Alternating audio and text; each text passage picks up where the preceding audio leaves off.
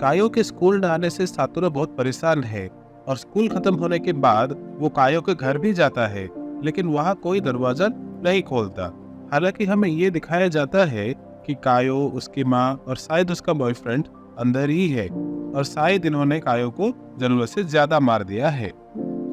यहाँ साचिको कायो के डिसअपीयरेंस को इन्वेस्टिगेट करती है और हमें यह भी पता चलता है कि पहले वो एक न्यूज रिपोर्टर थी। उसके बाद स्कूल में यासिरो झूठ बोलता है कि कायो अपने ग्रैंडमा के घर गई है और कुछ दिन बाद लौटेगी, लेकिन सातोरो और बाकी बच्चे इस बात पे बिलीव नहीं करते और कायो के गायब होने के बाद एक और लड़की भी गायब हो जाती है जिसका नाम है आया नाकानिशी। सातोरो और केनिया इस बारे में बात करते हैं और डिड्यूस करते हैं कि किडनैपर घूम रहा है और धीरे धीरे कायो और आया की गायब होने की खबर टीवी पे दिखाई जाती है। फिर एक दिन सातोरो देखता है कि कायो की माँ कुछ सामान फेंक रही है और जब वो जाके देखता है तो उसे पता चलता है कि ये कायो का सामान है और ये देख के सातोरो अपने आप को संभाल नहीं पाता और चिल्लाकर वहां से भाग जाता है, लेकिन सडनली वो प्रेजेंट में चला आता है। उसके बाद ये एक ब्रिज के नीचे छुपता है।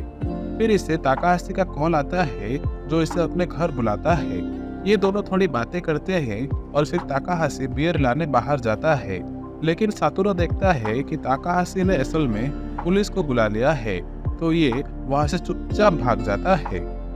और रास्ते में आयरी को देखता है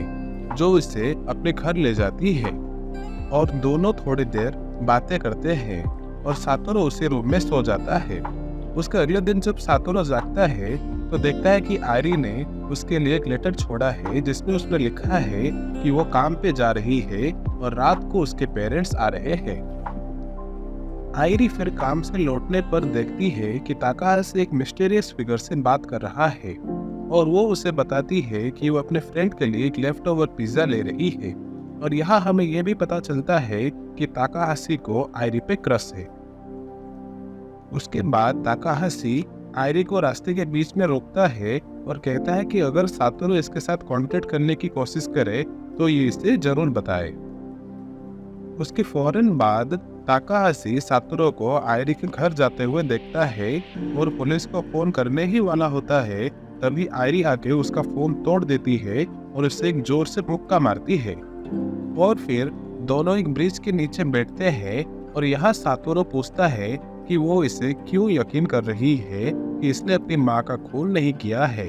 तो आयरी जवाब देती है कि इसकी आंखों से पता चलता है कि ये खूनी नहीं है। फिर वो अपने घर जाती है सातोरो के लिए कुछ कपड़े लाने, लेकिन वहाँ उसे एक टेक्स्ट आता है जो प्रोबेबली किलर का है और वो देखती है कि उसका घर जल रहा है और वो उस धुएं में बेहोश हो जाती है।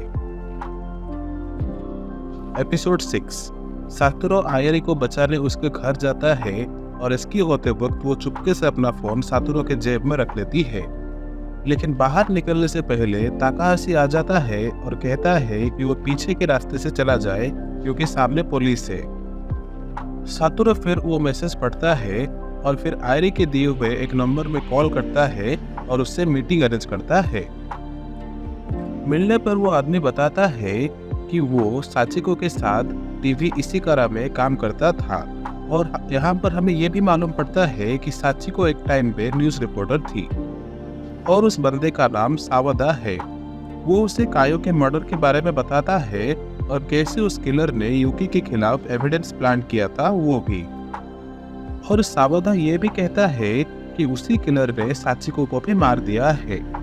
यहाँ आयरी के हॉस्पिटल बेड के बाहर पुलिस निगरानी कर रही है। फिर सातोरो और सावदा ये डिस्कस करते हैं कि वो किलर आयरी को क्यों मारना चाहता था और ये डिड्यूस करते हैं कि शायद आयरी ने उस किलर का फेस देखा है और शायद सातोरो भी उसे जानता है। उसके बाद सावदा कहता है कि वो आयरी से मिलने हॉस्पिटल जा रहा है और जाते वक्त वो सातोरो को कहता है कि वो उसका कंप्यूटर देखे क्योंकि कंप्यूटर में कायो के मर्डर के इन्वेस्टिगेशन की रिपोर्ट है। वहाँ वो देखता है कि कायो के मर्डर सस्पेक्ट्स कुछ ज्यादा नहीं थे और यूकी को भी जिस एविडेंस के साथ पकड़ा गया था वो भी उस किलर ने ही प्लान किए थे। यहाँ सावदा चुपके से आयरी के रूम जाता है लेकिन देखता है कि आयरी की जगह उसकी माँ है आयरी फिर चुपके से सातोरू को कॉल करके ब्रिज के पास मिलने के लिए बोलती है। वहां वो कहती है कि वो निशिजोरो नाम के एक बंदे को फुल डाउट करती है, लेकिन सातोरू को वो नाम कहीं नहीं मिलता। और सातोरू आयरी को इनडायरेक्टली प्रपोज भी करता है, लेकिन तभी वहां पुलिस आ जाती है और उसे अरेस्ट कर लेती है। और आयरी रो रो के कहती है कि उसने पुलिस को नहीं बुलाया है, लेकिन तभी फिर वहां पे रिवाइवल हो जाता है।